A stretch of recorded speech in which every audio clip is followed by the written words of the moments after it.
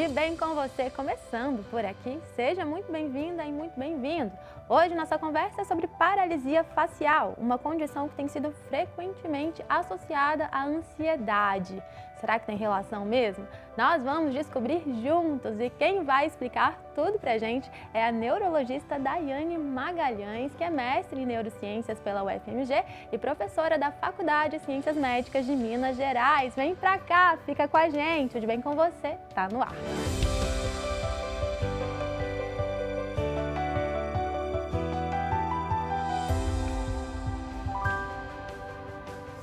Gente, a paralisia facial é uma condição assustadora, né? Imagina, você perder os movimentos de um lado do rosto, não conseguir expressar suas emoções, se esforçar para fazer ali uma careta e nada acontecer e tudo isso do nada. É realmente uma situação que assusta, mas com informação tudo fica mais fácil de enfrentar, né, doutora Daiane? Seja muito bem-vinda. Muito obrigada. Não só a forma de enfrentar, mas também de procurar ajuda da forma correta, que isso impacta diretamente no prognóstico dos pacientes. A gente vai aprender tudo hoje, né? Vamos começar entendendo o que é essa paralisia facial. A gente vê esse assunto sendo tratado na mídia, né? Muitos artistas compartilham ali e a gente escuta falar muito sobre paralisia de Bell. Como que é isso? Explica pra gente. Isso.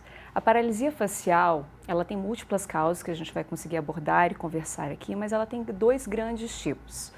A gente tem a paralisia facial, que a gente chama de central, que uma das causas seria o AVC, né, o acidente vascular cerebral, onde a gente vai perder o movimento da musculatura da face, principalmente na parte inferior do rosto, que é o que a gente vai ver ali no cotidiano. Tem a paralisia facial periférica também, que é uma paralisia que geralmente ela vai acometer a parte de cima e de baixo do rosto, paralisando todo um lado do rosto do nosso paciente, e vai comprometer não só essa musculação, né, do nosso corpo, o movimento ali do nosso rosto daquele lado, mas também pode trazer algumas outras características. Por exemplo, o paciente pode queixar de uma perda de paladar daquele lado ali da língua, ele tem uma dificuldade do piscamento do olhar, então a gente tem que tomar muito e ter um olhar atento também, porque o olho vai ficar aberto, que a gente chama de lago oftálmico. Isso pode provocar alterações oculares, como úlcera de córnea. E também a gente pode ter algumas outras características.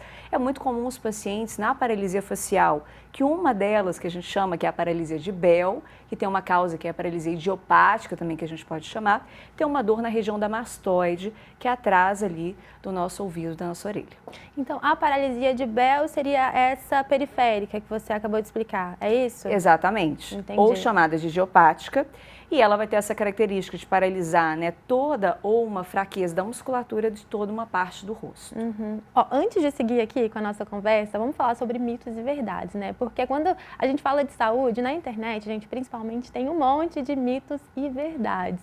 E aí, o que a gente fez? A gente selecionou ali duas questões relacionadas ao nosso assunto aqui de hoje e publicou lá no Instagram para ver o que os nossos seguidores estão sabendo sobre o assunto. Aí a gente vai conferir o resultado aqui, gente, e a doutora Daiane vai esclarecer para a gente. Vamos ver.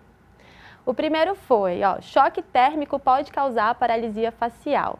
Ficou ali 48%, 52%. A galera tá com dúvida, doutora Daiane. Eu vou falar uma coisa aqui, tá? Porque a minha mãe, ela falava muito comigo, esse negócio de tomar banho e abrir a geladeira, ou abrir uma janela, tomar um chá quente e ir pro frio. Não, não, não.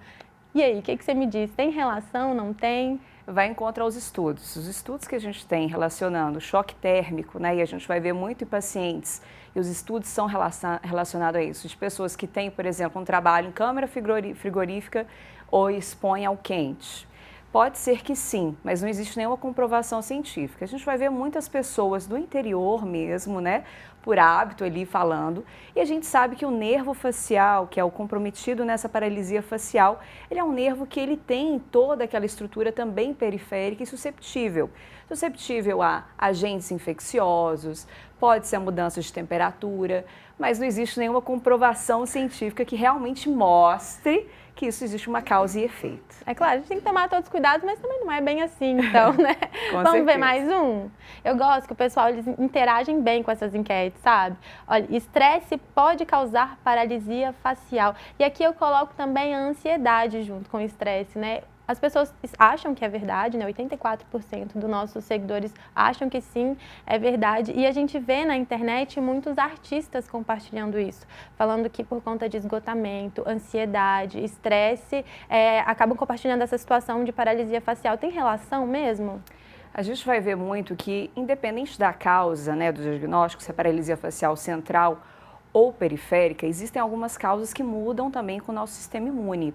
Quando a gente fala de estresse, gatilho emocional, principalmente ansiedade, que é algo que a gente tem debatido muito, a gente pode mudar sim o nosso sistema imunológico e isso provocar ou desencadear algumas reações inflamatórias dentro do nosso organismo.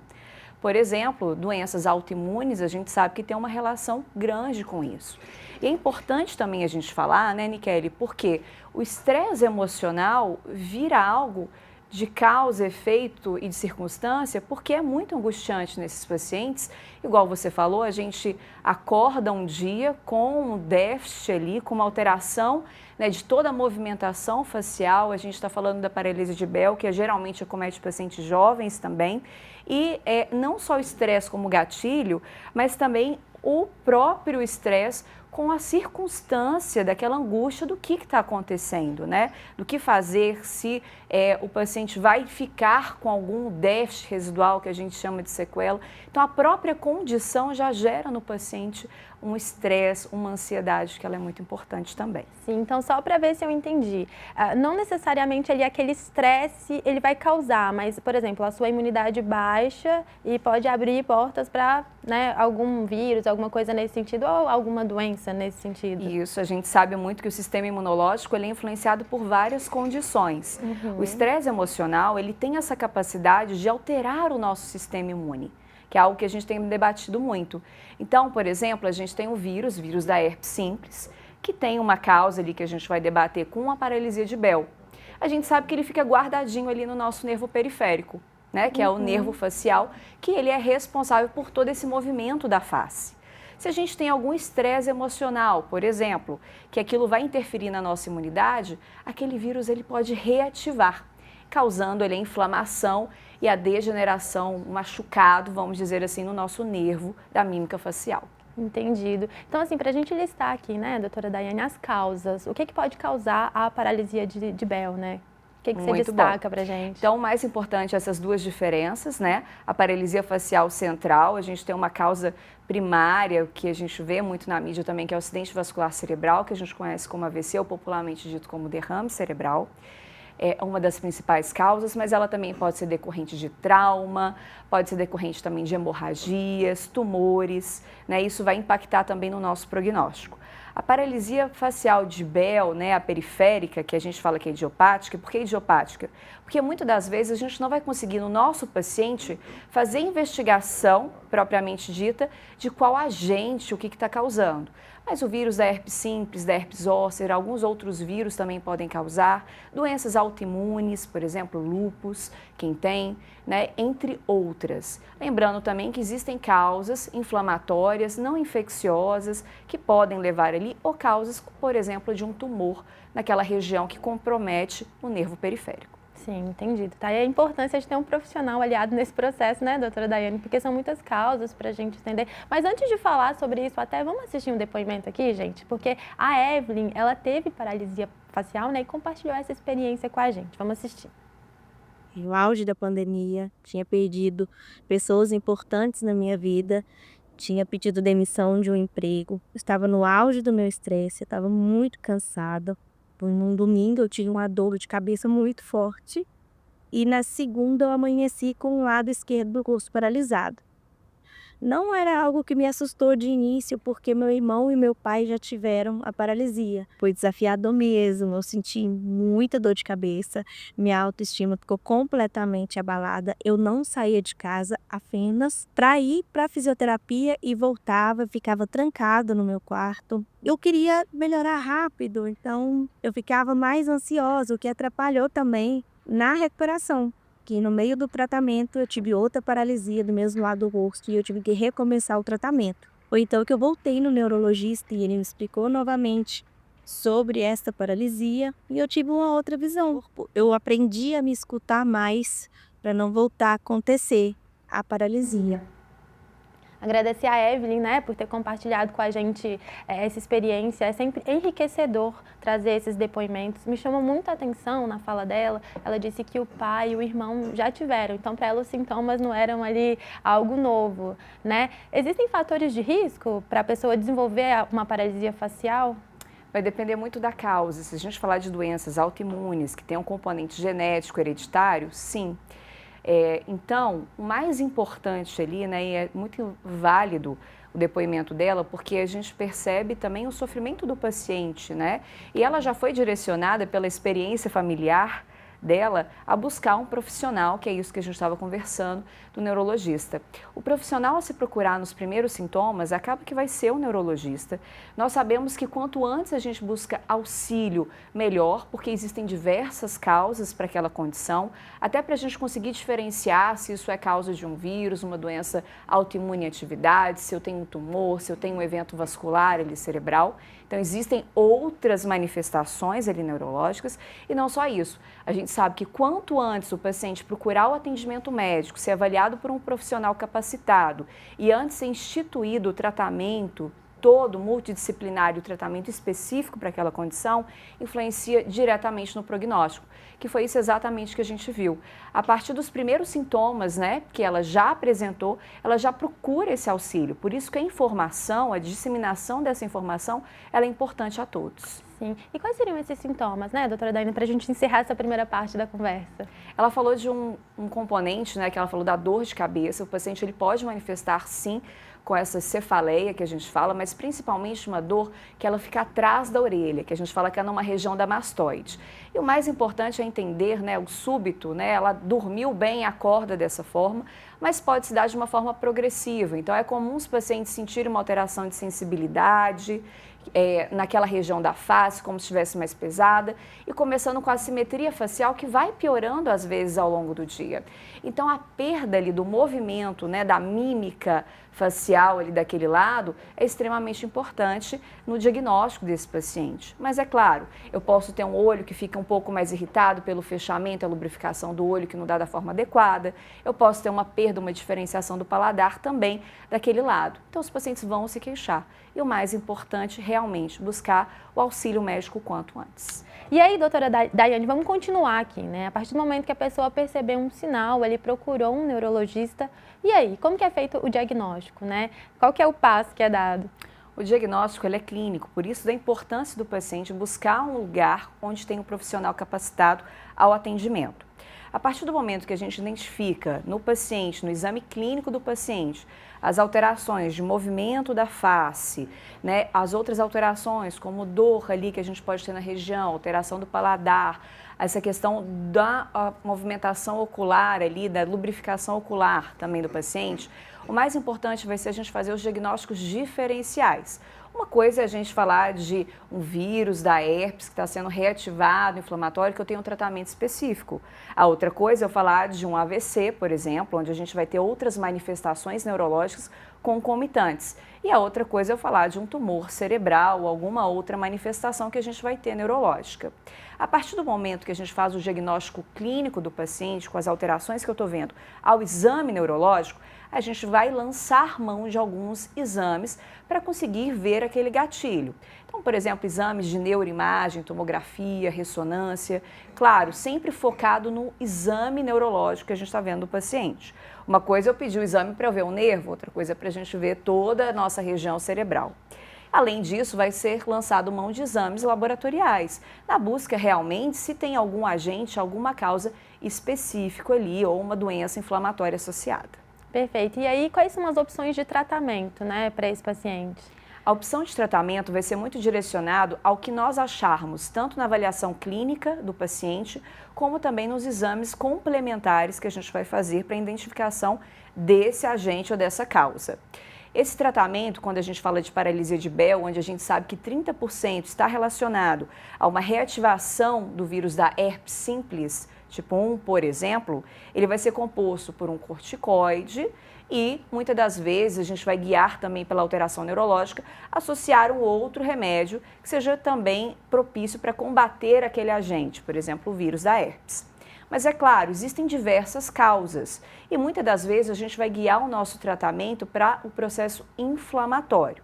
Se eu tiver um tumor, ali foi identificado, a gente vai ter que encaminhar para avaliar o tumor. Se eu tiver um evento vascular, a gente vai ter que ter toda aquela condução pensando no AVC, no derrame cerebral também. É diferente, né? Tem um tempo já que o Justin Bieber compartilhou, né, na internet, mas do caso dele foi relacionado a herpes zoster, né? Então tem uma diferença, né? Isso. O Justin Bieber, assim como outras celebridades já tiveram, uma síndrome de Hansen-Hunt, que ela é causada, na grande maioria das vezes, pelo vírus da herpes, só que é o vírus da herpes zoster. Também se dá para o mecanismo da mesma forma. Nós temos lá, a gente foi exposto em algum momento, quem já teve catapora, por exemplo, o vírus ele fica guardadinho dentro do nosso sistema nervoso. A partir do momento que a gente tem um gatilho, pode ser um gatilho emocional, por exemplo, a nossa imunidade ela baixa ali a proteção contra aquele vírus e aquele vírus ele começa a ser reativado. Ele é reativado justamente em estruturas nervosas periféricas. No caso da síndrome de Hansen-Hunt, a gente pode ter alteração da audição também. Por isso que é importante o paciente, na primeira manifestação, buscar auxílio médico especializado. E aí esse tratamento eu imagino que vai ser individualizado, então, né, doutora Daiane? Esse processo ali dessa reabilitação é um trabalho multidisciplinar ali na prática, como que é? O mais importante, primeiro, é a gente conseguir fazer o diagnóstico correto da causa.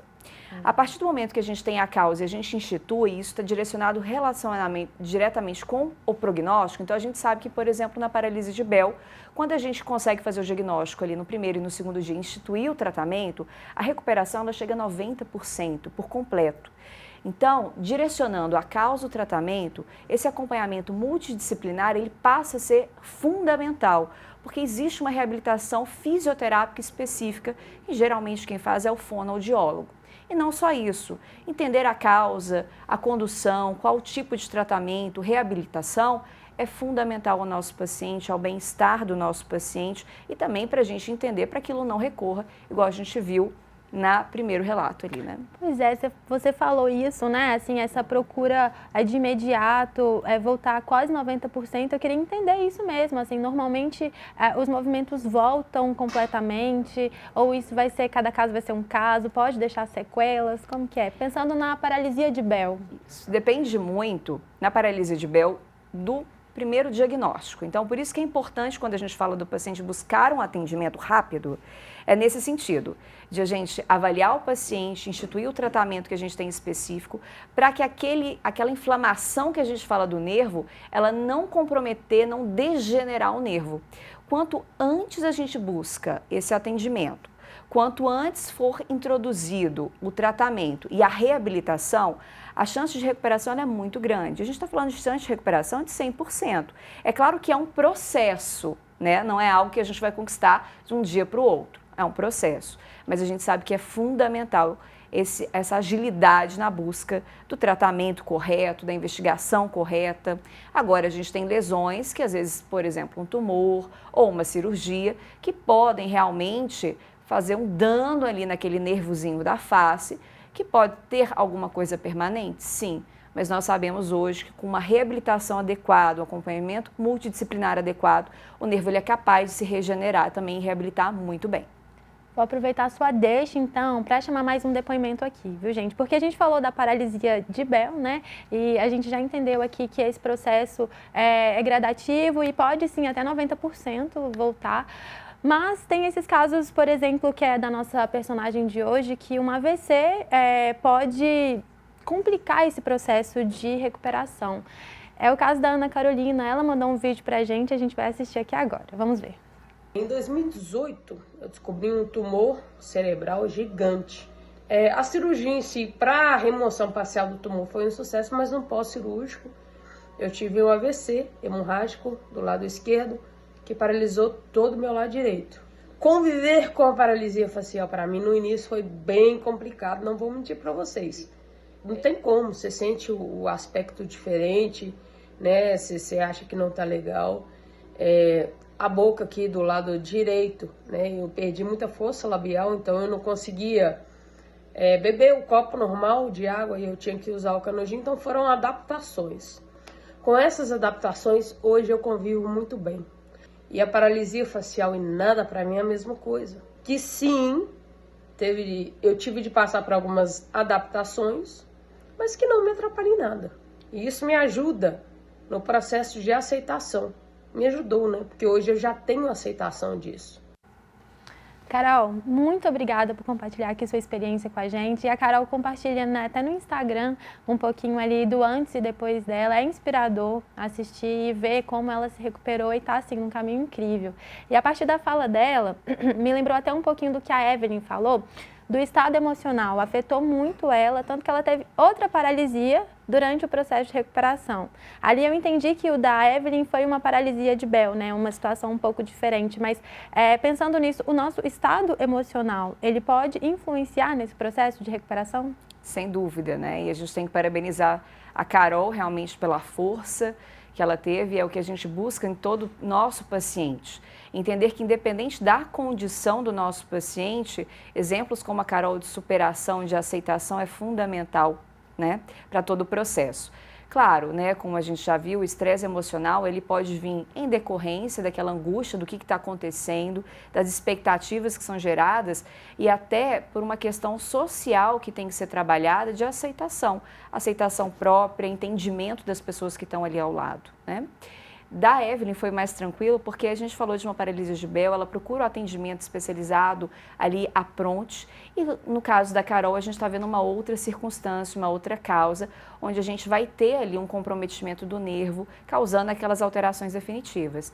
Mas o mais importante de tudo, Nikele, eu acho que a Carol passa o exemplo, é de aceitar, encarar de frente aquilo ali e fazer com que esse problema que a gente teve ali no meio do caminho não vire a maior circunstância da vida dela, né? De ser a superação, de ela adaptar, de buscar profissionais, de buscar se reencontrar a todo momento, que é isso que a gente vai fazer em cada um, independente da condição. Não, ali o depoimento da Carol é muito inspirador e é muito interessante ver, né? Eu queria entender, a partir desse momento, quais são as consequências ali? Podem ter complicações caso, vamos supor, a Evelyn, se ela não tivesse buscado um atendimento assim, né, de forma rápida ou nem buscado um atendimento, quais são as complicações?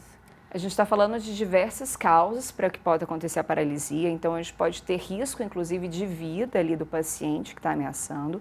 No caso da Carol, a gente viu que foi um tumor expressivo, com uma complicação depois, mas a gente também está falando de algo que o diagnóstico precoce, de uma reabilitação precoce, também é definidora para a evolução do paciente, inclusive funcional. Esses pacientes com paralisia facial, eles vão ter dificuldade de mastigação, de alimento, né, de formação de bolo alimentar, pode ter úlcera de córnea, então é importante o oftalmologista, por exemplo, acompanhar a paralisia facial periférica, paralisia de Bell, assim como outras complicações que ele vai ter que adaptar. E a Carol fala muito disso, não só da aceitação, mas a importância de uma equipe multidisciplinar acompanhando ao longo da trajetória para ela fazer adaptações às dificuldades que foram criadas ali por esse processo. Sim, perfeito, hein, doutora Daiane? Muito obrigada por compartilhar todas as informações. Muito feliz em te receber aqui mais uma vez.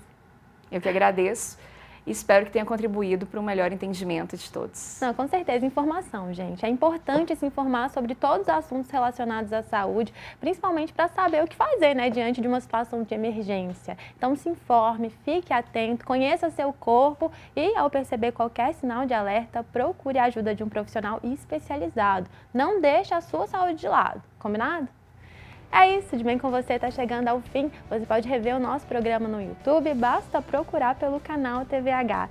E o Instagram da TV Horizonte, gente, está cheio de novidade. Inclusive agora você encontra a gente no @TV Horizonte, viu? Vai lá que tem muito conteúdo para você. Muito obrigada pela sua companhia, te vejo no próximo programa. Tchau!